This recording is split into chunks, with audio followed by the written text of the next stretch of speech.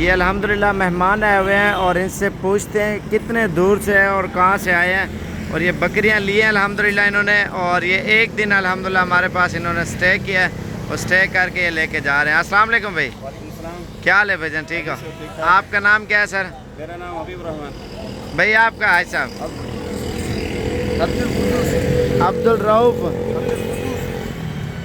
हाजी अब्दुल कुद्दूस।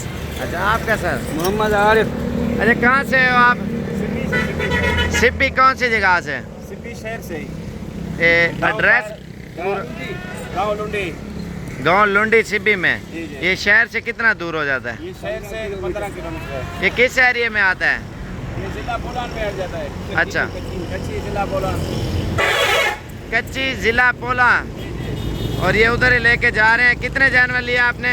हमने 9 दाने लिए हैं। कब आए थे आप?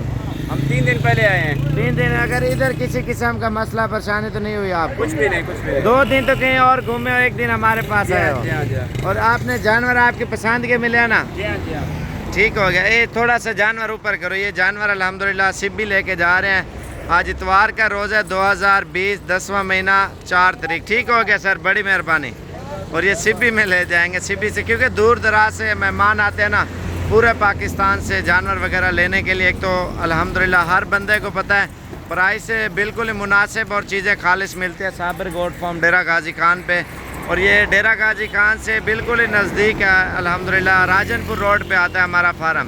शौरिया पुल से शौरिया पुल के ऊपर ही है। और ये राजनपुर से 5 किलोमीटर पहले आता है फार्म हमारा।